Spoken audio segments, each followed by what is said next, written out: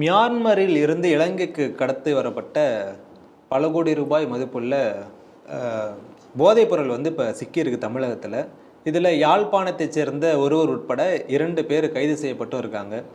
இப்போது தமிழகத்திலே பார்த்திங்கன்னா நிறைய இடத்துல போதைப்பொருள் வந்து போலீஸாரால் வந்து கைப்பற்றப்படுது, அங்கங்கே பிடிச்சிட்ருக்காங்க, அவ்வளோ இவ்வளோன்னு சொல்லி நம்ம பார்த்துட்ருக்கோம், செய்திகள்லாம் வந்துட்டுருக்கு.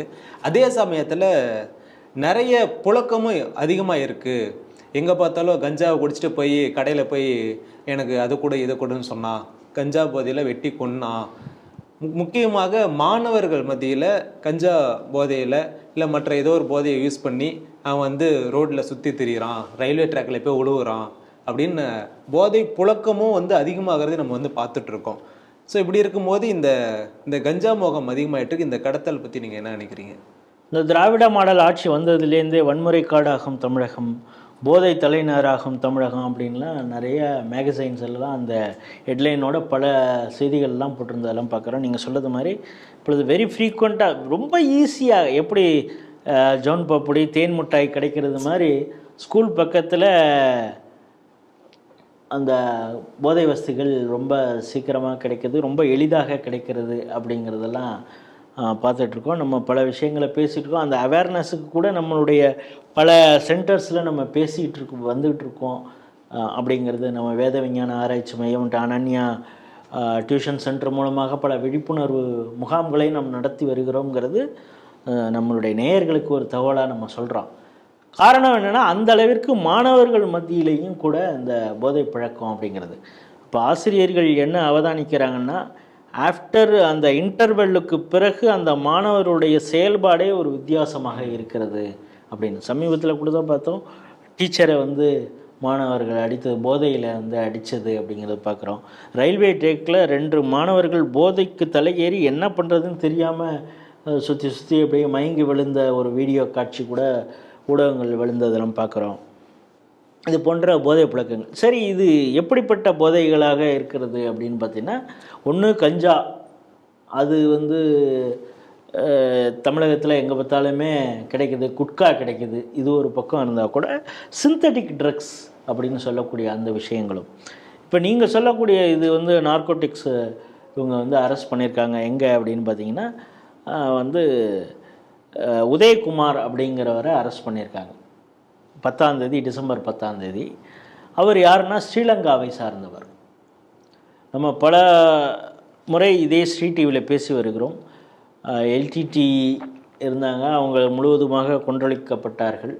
ஆனாலும் ஒரு சில பேர் டார்மெண்ட்டில் இன்னும் இருந்துக்கிட்டு பல இல்லீகல் ஆக்டிவிட்டியில் செயற்படுறாங்க. எல்டிடிக்கு பெரிய சோர்ஸ் ஆஃப் இன்கம் எது இருந்ததுங்கிறது எல்லாருக்கும் தெரியும். இப்போது அதில் வந்து நல்லா ட்ரெயின் ஆனவங்க, குறிப்பாக இந்த படகுகளை செலுத்தக்கூடியவர்கள், இந்த விஷயங்கள்லாம் செய்யக்கூடியவர்களை வைத்து கொண்டு அதிக அளவிலே இந்த போதை கடத்துவதை பாகிஸ்தானிலிருந்து இலங்கையிலிருந்து ஆப்ரேட் செய்யக்கூடிய பல இஸ்லாமிய அடிப்படைவாதிகள் இதை பயன்படுத்துகிறாங்க. இஸ்லாமிய அடிப்படைவாதத்திற்கும் இந்த போதையுடைய அந்த இன்கம், அதில் மூலம் கிடைக்கக்கூடிய சோர்ஸ் ஆஃப் இன்கம் வந்து பெரிய அளவிலே உதவி புரிகிறது அப்படிங்கிறது தான் பல விசாரணையில் கண்டுபிடிச்சிருக்காங்க. ஸோ பாகிஸ்தான், ஸ்ரீலங்காலேருந்து இந்தியாவுக்கும் தமிழகத்திற்கும், தமிழகத்திலிருந்து ஸ்ரீலங்காவுக்கும் போகக்கூடிய பல விஷயங்களை நம்ம பார்த்துருக்குறோம். இப்போ இந்த மெத்தம்பெட்டமைன் அப்படிங்கிறது தான் இந்த ட்ரக்கு. இதை வந்து சிம்பிளாக என்ன சொல்லுவாங்கன்னா ஐஸ் பவுடர் அப்படிம்பாங்க. ஐஸ் பவுடர்னால் அந்த ஒயிட் கலரில் அந்த பவுடர் இருக்கும், அதை நீங்கள் நாக்கில் வச்ச உடனே அவ்வளோ ஒரு ஜில்லுன்னு இருக்கும், அதனால தான் ஐஸ் பவுடர். பட் அது சிந்தட்டிக்காக அதை என்ன சொல்கிறதுன்னா மெத்தம்பெட்டமைன் அப்படிங்கிறது. இது வந்து சர்வதேச மதிப்பில் இதோடைய ரேட்டு ரொம்ப ஜாஸ்தி. இப்போ இதை வந்து எங்கேருந்து வந்திருக்குன்னா மியான்மர்லேருந்து வந்திருக்கு. அந்த மோரேங்கிற பகுதி, அந்த மோரேங்கிற மியான்மர் இது எங்கன்னா மணிப்பூர். இப்போ மணிப்பூரில் கலவரத்துக்கு, அங்கே பெரிய கலவரம் தொடர்ச்சியாக நடப்பதற்கு காரணமும் ட்ரக்கு தான். நம்ம பல முறை அங்கே பாப்பி கல்டிவேஷன் ஒரு பக்கத்தில் மலையக வனப்பகுதியில் இருக்கிறது, அதை வந்து குக்கி இன மக்கள் கையில் தான் அது இருக்குது. அதை இங்கே ஒரு சில இங்கே லேண்டில் இருக்கக்கூடிய மெய்த்தி இன மக்களும் அங்கே ஆட்களை இன்ஃப்ளூயன்ஸ் பண்ணி அந்த இடத்த அந்த அவங்களுக்குள்ளார ஒரு டக் ஆஃப் வார் நடக்குது. அது மட்டும் இல்லாமல் சைனா அது மூலமாக மியான்மர் மூலமாக மணிப்பூரில் வந்து ட்ரக்கு கொண்டு வருவதற்கான அந்த வேலைகள் நடக்கும் பொழுது தான் பிரச்சனை வருது. அவர்கள் அங்கே குக்கியின ஆயுதம் தாங்கிய போராட்ட குழுக்களுக்கு அவங்க எல்லா விதமான அம்யூனிஷனும் கொடுக்குறாங்க. அதுக்கு காரணம் என்னென்னா, அங்கே இருக்கக்கூடிய பெரிய போதை நெட்வொர்க். அதற்கு எதிராக மணிப்பூர் அரசு நடவடிக்கை எடுத்த பொழுது அதற்கு எதிராக தான் அதாவது எஸ்டியாக மெய்த்தி இன மக்களை சொன்னாங்க, அதனால தான் அந்த போராட்டங்கிறது ஒரு பக்கம் சொன்னால் கூட உண்மையிலேயே ட்ரக்கு நம்ம அதுதான் திரும்ப ஸ்ரீடிவியில் சொல்லி வந்துட்டு இருந்தோம். மோரேங்கிற பகுதி, இன்னும் சொல்லப்போனால் அந்த மோரேங்கிற பகுதி தான் அதிகமாக தமிழர்களும் இருக்கிறாங்க. ஸோ அவர்களை ஒரு சில பேரை பயன்படுத்தி இது போன்ற ட்ரக்கு ஸ்மக்லிங்க்கு அவங்க பயன்படுத்தியிருக்காங்க. சரி, இந்த லீடு இலங்கையிலேருந்து வந்தார், அவர் உதயகுமார் அரெஸ்ட் பண்ணாங்க. எங்கடா லீடு அப்படின்னு பார்த்தோன்னா, நாம் ஆச்சரியப்பட தேவை ஒன்றுமில்லை. பெரம்பூரில் அக்பர் அலி அப்படிங்கிறவரை போய் அங்கே தான் போய் நின்றுருக்கு, அவர் அரெஸ்ட் பண்ணியிருக்காங்க. இந்த உதயகுமார்கிட்ட பிடிச்சது என்னவோ 2 கிலோ, அதுவே சர்வதேச மதிலே எவ்வளோ கோடி. ஆனால் அந்த அக்பர் அலிகிட்ட இருந்தது என்னடான்னா 54 கிலோ. அப்படின்னா அதோடைய ரேட்டு சர்வதேச மதிப்பு என்ன அப்படின்னு நீங்கள் புரிஞ்சுக்கோங்க. இந்த நார்கோட்டிக்ஸ் டிபார்ட்மெண்ட்டு சென்ட்ரல் அந்த கவர்மெண்ட் அது என்ன சொல்லுதுன்னா, கடந்த 2023 இந்த வருஷத்தில் கிட்டத்தட்ட 65.0561 கிலோகிராம் இந்த மெத்தம்பெட்டமைனை இது பண்ணியிருக்காங்க, சீஸ் பண்ணியிருக்காங்க. கஞ்சா எவ்வளவுன்னா 3338.018 கிலோ கஞ்சாவை கைப்பற்றி இருக்கிறார்கள். 67 பேர் இதன் மூலம் கைது செய்யப்பட்டிருக்காங்கிற ஒரு தகவல். இப்போ இதை சைமல்டேனியஸாக நம்ம பார்க்கும் பொழுது, இதே டிசம்பர் 12ஆம் தேதி ராமநாதபுரம் மாவட்டம் வேதாளையில் அங்கே கடலோர காவல் படையினர் இவங்கெல்லாம் செக்கிங் பண்ணுறப்ப பாம்பன்லேருந்து போன ஒரு படகு அது ஸ்ரீலங்காவுக்கு போக இருந்தது. அதில் பார்த்திங்கன்னா பல மாத்திரைகள், வலி நிவாரண மாத்திரைகள் அப்படின்னு சொல்லி அதை அந்த வலி நிவாரண மாத்திரைகளை இவங்க ட்ரக்காக யூஸ் பண்ணக்கூடிய அந்த வேலையெல்லாம் ஒன்று நடந்தது. அதுக்கப்புறம் சென்னையில் நவம்பர் மாதம் 28ஆம் தேதி அரெஸ்ட் பண்ணுறாங்க. யாருன்னா முகமது கபீர். ஸோ இந்த நெட்வொர்க்லலாம் யார் இருக்காங்கன்னு நேயர்களுக்கு புரிஞ்சிருக்குன்னு நினைக்கிறேன். அந்த கபீரை பிடிச்சி ஸ்குவீஸ் பண்ணுறப்ப அது லீடு 2 பேர் போகுது.